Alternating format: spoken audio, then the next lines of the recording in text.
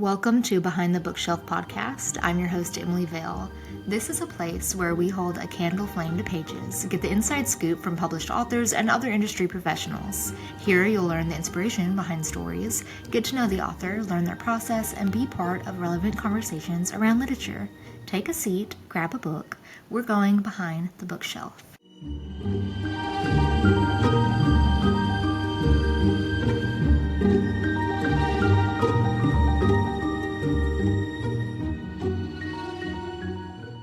Today, I'm joined by lifelong storyteller, devoted book lover, and professional actor turned audiobook narrator, Arda Strayed. She's been performing and studying theater her entire life, which means she doesn't just read stories, she lives in them. All right, thanks, Artie, for joining me. I'm super excited to get to talk to you today. So, for everyone listening who may not know, Artie produced my audiobook for She Feeds on Misery. And so I think the listeners would love to hear about how you came into audiobook narration. Like, what's your backstory? Yeah, so thank you for having me. I'm excited to be here and loved working on your book. It was so much fun. And your book actually perfectly fits my origin story, which I think you're gonna love. So it all started with a medium. Wait, I haven't heard this yet, but we've talked about mediums before, so I'm sitting for this story. Right? I knew it. I was like, I don't think I told her this, and this will be perfect. So I was talking to my medium at the time, Trish, and about acting. So a little backstory is I've been an actor my whole life since I was 8. I've been doing theater and screen acting and all that jazz and casual voice acting, but nothing really intense. And then I was on the call with my medium, and she was like, "Have you thought about audiobooks? Like audiobook narrating?" I was like, whoa, I love audiobooks. I listen to them like crazy. I never thought to get into it. Like, no. She's like, you should look into that. I was like, okay. Wow. Yeah. So, and then I did. And I started taking it seriously and I booked my first audition. And I was like, wow, she knew. She knew all Mm-hmm. along, and that one went really well. And then I had some bad luck after that with like copyright, things falling through. And so I took a little break. And then I got back into it. And now I'm like really into it. And so, yeah, it all started with a medium. Wow. And so you said you've been acting since you were 8. And so what did that look like? You were doing like films, commercials? Yeah, so I actually didn't do screen stuff until I was an adult. So I started doing theater as a kid. So I did like regional theater. Yeah, my first role was Tiny Tim in A Christmas Carol, Love it. right? And so because I grew up in New Jersey, so it's a very theater centric type place. So I just like studied, did like musical theater, regular theater. I didn't get into screen stuff until high school, and then I was kind of behind the scenes more. And then I got into screen acting in college, and then I really started to actually pursue screen stuff when I was out here in California about 8, almost 9-ish years ago. Yeah. So with theater, do you really have to learn how to like cast your voice and stuff like that?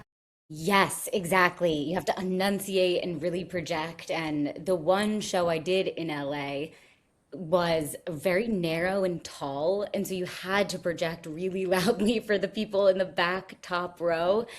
And it was Shakespeare based. It wasn't actually Shakespeare, but it had that like lyrical tilt to it. So it actually took a lot of practice to get my voice back into that enunciating projection place, because in film it's very close and you don't do any of that, and I'd been doing film for years, so I kind of lost that projection and then I got it back. So Yeah, there's so much that goes into it. Like I would never would have thought about that until like connecting the audiobook narration with your theater experience and stuff like that. So how many years have you been doing audiobook narration now? trying to think of that, I think it's been 2 years. I think it's been Okay. 2 years, so not a long time. And my first year I only did a couple because the first one went well, but it took me a really long time to do. I hear some narrators out there and they're like, I did 3 books in my first month.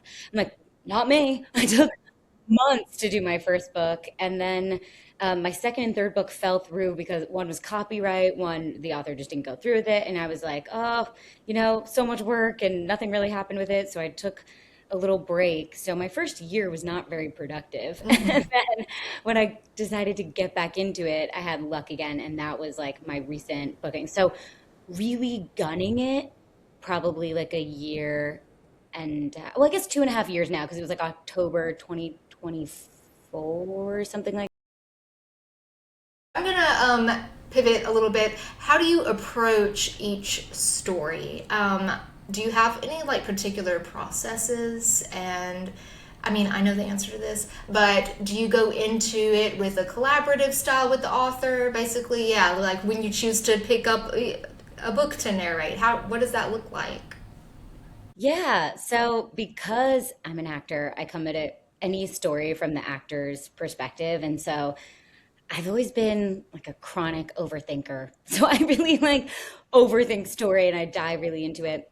When I read, I love reading. I'm a big reader. I've always loved reading, and but it's different when I read a book I'm going to narrate. I go a lot slower and I really pay attention. First off, I imagine myself saying it out loud. And if there's like trickier words or sentences, I will say it out loud just to get my mouth into it. But I really think about the story. So when you're reading a book as just a regular reader, say it mentions childhood, you're like, okay, cool, and you move on. When I come at it, when I'm narrating, I'm like, oh, okay, her childhood, like, what's that about, And I really try to dig into this character's backstory. I ask myself the big questions, like, whose story is this? And sometimes it's multiple people, sometimes it's one person. What's their journey and how do they relate to the other people? What do the people in the story do for their journey? And then I do the classic actor questions of the W's, the where, what, where, when, who, what, where, when, whys. And I ask myself, and I take so many notes. I just like really like get into it and ask myself, and I probably overdo it. I know a lot of people who don't do that, but I just love it. It's one of my favorite parts of being an actor and narrating and getting to get into these books. And then I also make a list of questions I have for the author and specific like characters and how they want me to approach that. And so, as you know, I like to be very collaborative.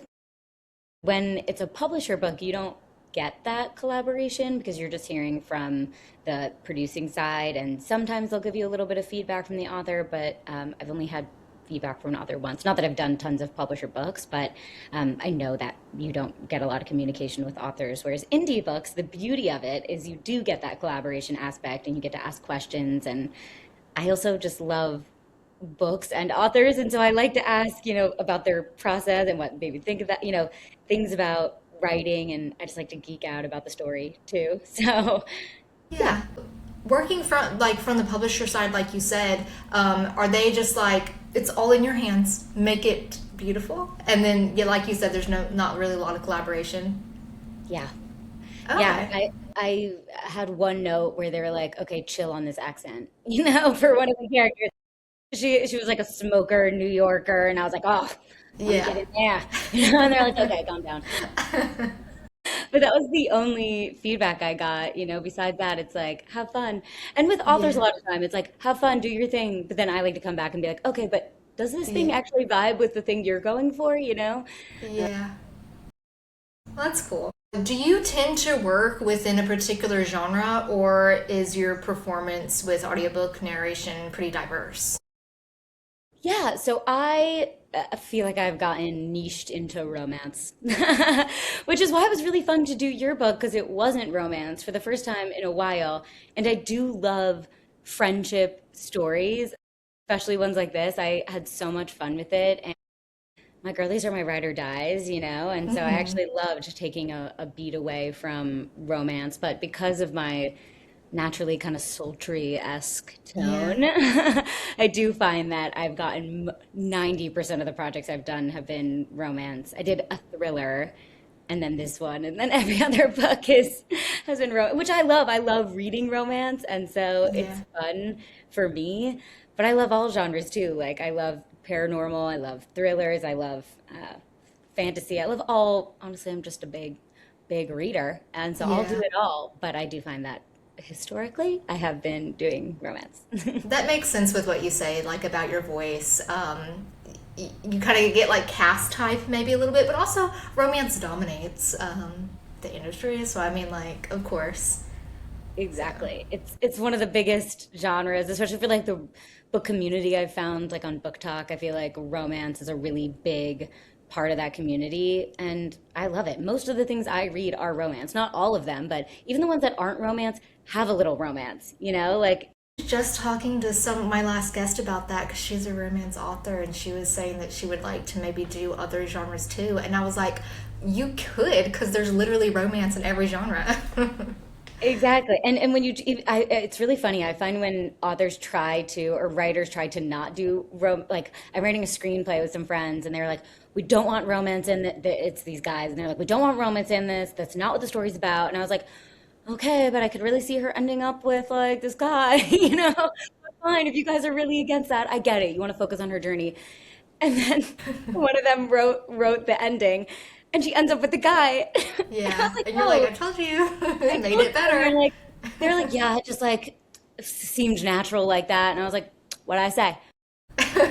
Even when you try Exactly. to not do romance, I feel like naturally, especially I feel like that happens with historical fiction because you want to talk about the thing that happens in history and you want to focus on that. But then like everybody loves like a B or C plot with a little romance. Yeah, spice it up a little bit.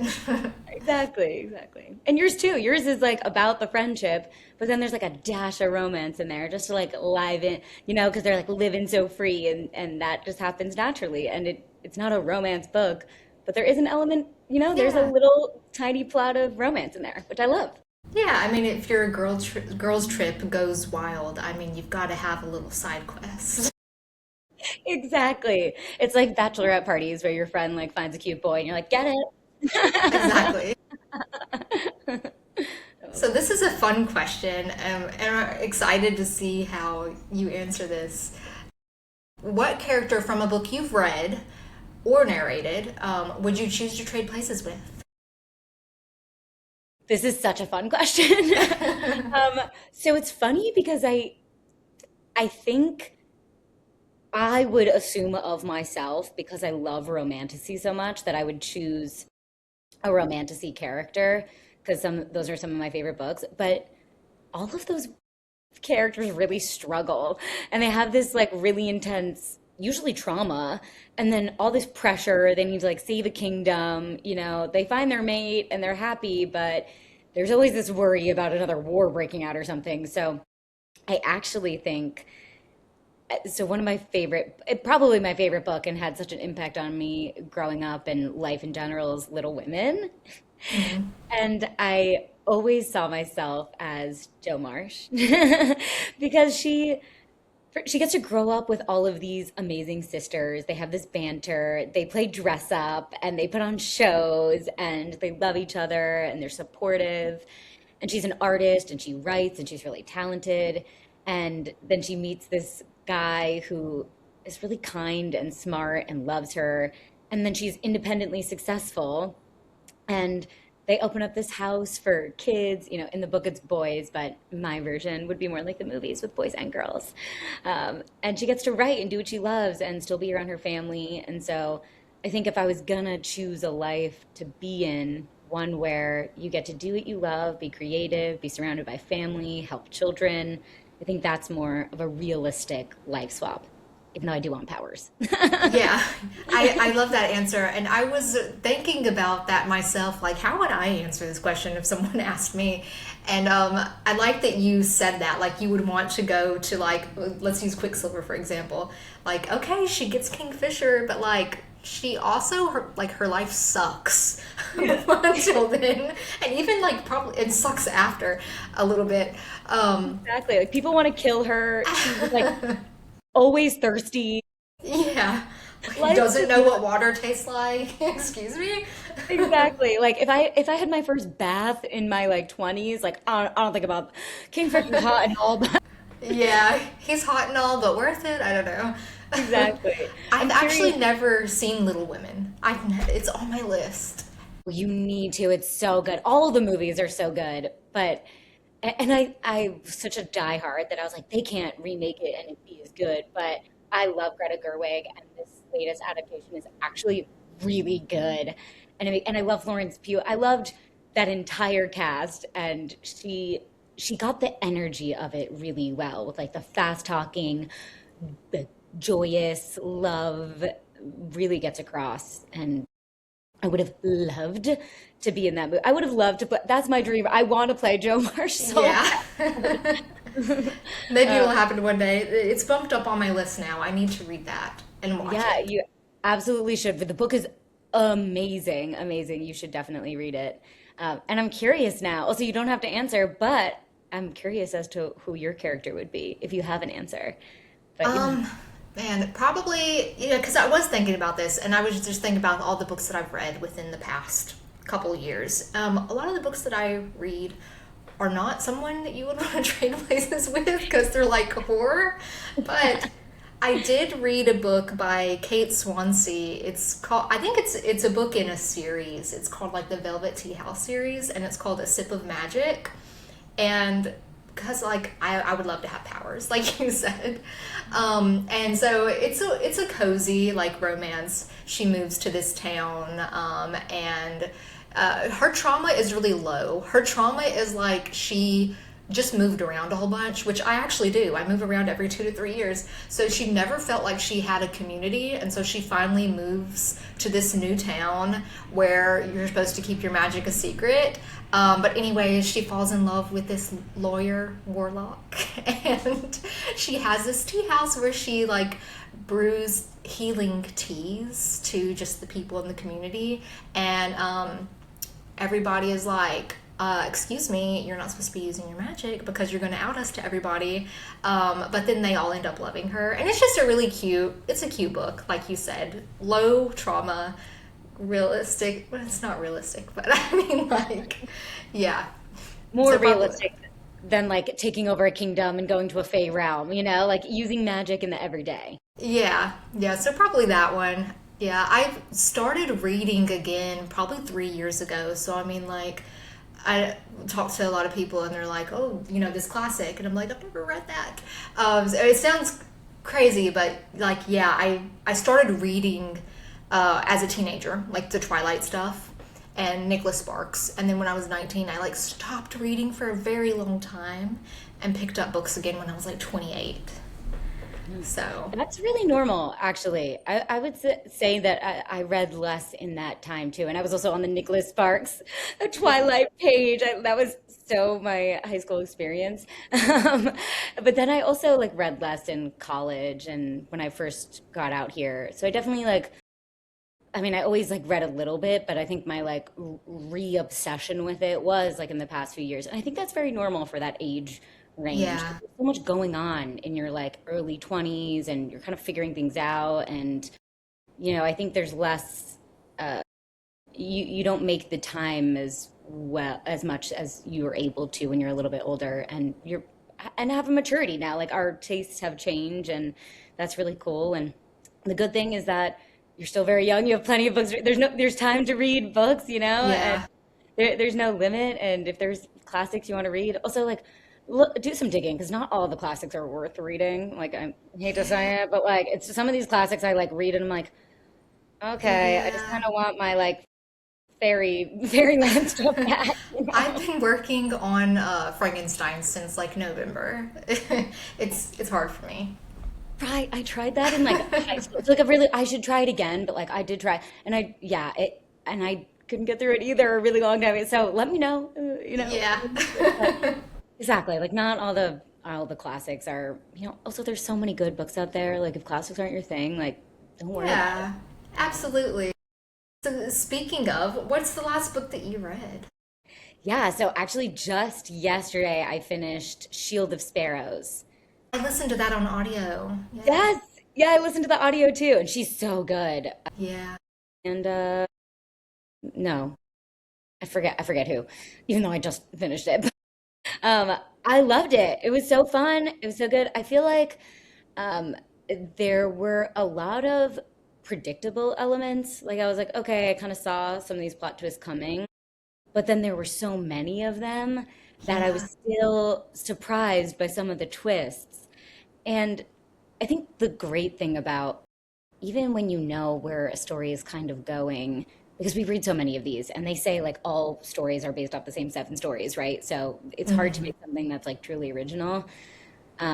But it's the way that they go about it, the way that it's written, the story, the journey, and the dialogue, the character development, the things that really make a story. And I think that book has a strong everything in those elements. And I love the world building. Like I love the tree village and the Hmm. monsters and the little creature. But I totally agree. I found myself really like wrapped up in that world building and wanting to know more about just all the lore. It was very creative about like just the way the magic worked, the way the curses worked, and whatever. And I found myself like, like coming up with like theories, my own theories as I was like, oh, is it gonna go? Is this gonna happen? So that's a good book to listen to. And the second one, it just came out. Yeah, I started it today and Okay. I'm loving it. And I like that they have a different narrator for one of the new POVs too. And it's a duet. So the first one was solo. This one is duet, which love. And he's so great. Everyone on it is really amazing so far. I mean, I haven't gotten that deep into it, but I've heard great things. Like everyone's been loving it. And so that's why I read the first one is because everyone was loving this new one. Like FOMO, gotta get in there and know what the people are talking about. Yeah. I'm like, oh my gosh, is there a way to mute me while you're talking? I These don't think dogs are the people death of me. like I Yeah. totally get that though. Also, I have another book rec for you if you because by the sound of the one that you said that you would switch places with, which I need to write down because that sounds right up my alley, and I love witchy romance, whimsical town. I don't know if you read. She is. I don't know how many books has. I've read two of them. Singu Mandana. I don't know if you've heard of her. It's like the magical innkeeper and the very secret society of witches. I might be butchering these names. They're kind of long, but that's the gist of them, and they're very cute and I heard of whimsical. that. Yeah. Yeah, so check it out. I think you'll like it if from based off of what you said about the other book. But do you feel like you listen to audiobooks or you like read physical more? I do both. I do both, and I always have both going at once. But I get through audiobooks so much faster because obviously you can listen while you're driving. I live alone, so I'm usually just listening to my audiobook. I'm cooking, I'm cleaning, I'm listening to my audiobook. I'm driving. There are some menial tasks during my day job. I just listen to my audiobook. And so I crank through audiobooks and I love audiobooks. I love hearing the actors delivery of what they had in their mind. I obviously am obsessed with audio, but I also love reading physically. And so I always have a physical book going at once, but it takes me a lot longer because I can only read at night. And I'm still doing my day job and acting and doing film writing and, all that jazz. And so I started a physical book like over a month ago. And because I got new audiobooks, I have to read those instead. And I only have at nighttime. So it's been going very slowly. And I still love it.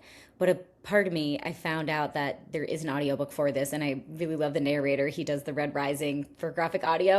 And I'm like, oh, should I have done it? I try to read physical books that do not have audiobooks. So then that way I'm reading more stories. But I loved this was a special edition I saw at the book convention I was at. And so it was just so beautiful. So I got it anyway. So usually I separate, read the ones that don't have audiobooks. But this one, I'm like, do I also listen to the audiobook? Because I'm just sure it's so good. Yeah, that makes sense. I've never done a tandem read before, but I've always wanted to. And I found myself listening to a lot of audio whenever I was like driving to work. And now that I work from home, I don't get to listen to them as much because my mind is just like not there unless I'm forced to sit somewhere still. Yeah. I But get that. I listen more when I was going to work, I find too, because you have that car ride. But I drive even though I work from home, I feel like I'm always in the car still. I'm always going somewhere, doing something. I was just in the car an hour. Yeah, I live in LA. I'm yeah, like, that's what I was gonna say. You live in LA, so like what, 15 minutes takes you probably forever.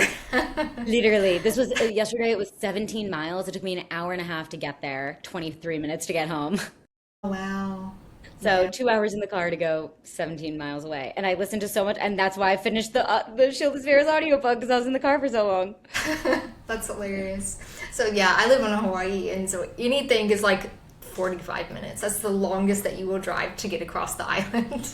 Damn, that's Yeah. nice. And I doubt there's traffic, you know? No, it's not that crazy at all. I should do the tandem read. I know that people do that, and that sounds like very interactive and whatnot. But if I'm sitting and reading the physical book, then I feel like I might as well read the book and then listen to, but I should try it. It does sound nice. Yeah, I mean, it is such a different experience, I think, and we've talked about this before. I feel like, audiobooks can really like bring a book to life. I don't know. I think it depends on how you receive it as well. Some people can't listen to audiobooks. Someone told me today that their ADHD like doesn't really allow them to, and my ADHD works the opposite. I like sometimes it makes it better for me, but yeah, I think it really brings it to life. And there are some books that I've listened to on audio that like I probably it would have taken me 6 months to finish had it not been on audio, and that performance really kind of gave it a little bit more oomph, just for me at least. Yeah, I completely agree. I think it adds so much to it, especially for comedy. I know we talked about this with like comedy lines. Like, speaking of Quicksilver, like, I feel like Carrion is funnier because of the way that those lines are delivered. Whereas if I'm reading it, I feel like you have to make up that, like, the timing of it, and it doesn't punch as well. And then also, Stephen King even said, and I think I told you this too, that Stephen King literally said he prefers people to listen to his books because he finds when you read things, you miss stuff because you're skimming, you're tired, you're not paying attention as much sometimes, and you miss really important things. And I listened to the Lord of the Rings, all of them, a few years ago. I was like, there's so much that I would have forgotten because you listen to them faster. Like I said, it goes by faster, and there's so much of it that if I was reading it physically and it took me so long, I would forget stuff that was said in the first book that pulls into the later books. And so I think those little details for big fantasy series, especially, I think I prefer audiobooks. I agree, yeah, because if I'm like, oh, hold on, let me pause this, because I'm like, this is all important information for me. Exactly. Oh, and I have ADHD too, and mine works the same way as you, where I actually I listen and I do everything else. Like, I'm always multitasking because I'm like, I need multiple things going at once. But my sister also has it, and my twin, of course, and it takes her a really long time to get through an audiobook because she's always stopping because she can't pay Yeah. attention. And so it just depends on how your brain works, really. And I'm grateful that I'm the former. Yeah. Luckily, there's so many different formats to read things, so I'm glad that we have all three. So I'm going to ask you, I have two more questions. This is something that I ask everybody because, there's a lot of things that can bring us down, and I like to kind of shed light on some positive stuff. So, what's something that brings you joy right now? Yeah. Okay, this is gonna sound so silly, but glitter pens. I have been so into glitter pens. I forgot how fun they are, and they just make the mundane sparkly and joyous. I met this really great woman at the Romanticy-Con that I was at, and she's a social worker, and she posted on TikTok about ways to like de-stress and make life a little less serious. She was like, I sticker my calendar with like fun little stickers, and that just brings like a little pop of joy. And so I went to Michael's and I got all these really fun stickers and glitter pens for me and my friend. And I stickered up my calendar, and they're really cute. And I've been using the glitter pens for everything. Like, I just went to a workshop yesterday and I was taking notes, and just the fact that it was a glitter pen made me just like a little bit happier about it? Yeah, I love that. We have to add in whimsy where we can. I don't know if it's a glitter pin that I have, but it's like are they called like gel pins where it's like metallic? Yeah. That's what I have, and I like write all of my notes when I'm like structuring like the beats of a novel or something. And I've been seeing people, like you said, you're adding stickers. I saw like a video where someone was like putting these cute little magnets on their espresso machine or like tying a ribbon on their gear shifter in their car. Like, yeah, doing those little fun stuff, it's important. It brings a little bit of light. So I like that. Yeah, exactly. Make it, I like how you said it, like adding whimsy to whatever we can, you know? I like the tying of the bow, putting the magnets, stickers. Like my friend, I didn't realize when she was over one day and she left, and then I saw like a little sticker of like an upside down sloth hanging over there, and I was like, that is cute. And she didn't say anything, and I just found it. I was like, that's really adorable. And it just brings everyone a little smile, you know? Yeah. So, I'm going to ask you one more. Where can people follow you or get in contact with you? Yeah, so you can follow me on TikTok and Instagram. I have had TikTok longer for my handle is Arda Strayed, which is a pseudonym for my audiobook narrating stuff. So you can also find me on Instagram at Arden Stoles. That's more like film personal stuff, but I post also. I just got on Instagram for Artist Trade, and so follow me in both. I'm trying to bulk the Instagram because I know people have been like less on TikTok lately, and so I'm posting on both. So if you're not on one, I post the same stuff on both, so you won't be missing anything if you're only following one. But yeah, Artist Trade Narrator on Instagram, and just Artist Trade on TikTok, and Art Installs on Instagram. Perfect. And I was kind of like moving around. I wasn't going through my questions chronologically, so I can't forget this one. Let's talk about your film projects. I want to hear more about this because I know that you're working on something right now. Yeah, yeah. So, yeah, for the people who don't know, I'm a filmmaker. I'm a screenwriter, producer, actor, and I'm about to start my fundraiser for my horror short. It's really dark. It's like a dark satire. It's a comedy, but I'm like hesitant to even say that because it's so dark. Um, I don't want to give it away, but it's about a nanny who's up to no good. And I was a nanny for a long time. So that's really fun. I'm excited for that. And then I'm also writing a rom-com about ghosts. So paranormal situation. It was so up your alley. Um, and then I just had a film premiere at Beverly Hills Film Festival. That was also kind of a satire thriller. It was about a couple that was so obsessed with each other that they started eating each other. I love it. Yeah, exactly. So it's dark. I've been doing a lot of horror, which I know you're into, and I love horror. It's so much Yeah. fun. I listened to your horror episode, and I was like, yes, that is my jam. I love horror, and I love comedy. I mean, it's the same things I love in my books. You know, it's just the Yeah. content that I love, and um, so yeah, follow at that's called Treat, my fundraiser that's about to start. So Treat the movie. You can also follow on Instagram because we're about to be posting fundraiser stuff. So which is And I exciting. love that title. That's the title of the movie is Treat. Treat, yeah. Okay, yeah. And what you said about it being really dark, but then it's got a level of satire. I love that because honestly, like I can't watch something that's just purely dark. It needs to have some type of levity there. So I really appreciate that, and I'm looking forward to hopefully seeing it soon. And I'm gonna follow your film page so that I can see when you post more about it. Thank you. Thank you so much. Yeah, I agree. I think there needs to be like a little bit of comedy in those really dark things, like the last project I did. And it's the same director who's doing both. He's my friend from home. We like grew up together. And I think he does that really well, where his last project is like, oh, this is happening. This is dark. And then you have something funny happening. You're like, oh, okay. It kind of pulls you out of that like seriousness a little bit, which I think you need in horror, which is reminds me of Jennifer's Body, you know, with your inspiration is like it's horror, but that movie is it's really funny, you Hmm. know? And so I hope that this is funny. I don't know. It's really hard to write comedy. Yeah. So I hope. It's more like a visual. I'm hoping there's like some more visual, you know, I don't want to Hmm. say gags, but like a lighter vibe to it. So it's not just all like doom and gloom. Yeah, I'm sure it'll turn out great. Thank you. Appreciated that. Yeah. Well, thank you for telling us a little bit about Treat and your narration background and just like letting everybody get to know you a little bit better. Thank you so much. Thank you for having me on. This was so much fun. Thanks so much for listening. If you want to keep up with Artie, I'm going to put all of her links in the show notes. You can keep up with her audiobook narration under Arda Strayed Narrator, her acting and filmmaking under Arden Stoles, and you can keep up with her new movie coming out, Treat, under the social media handle Treat the Movie.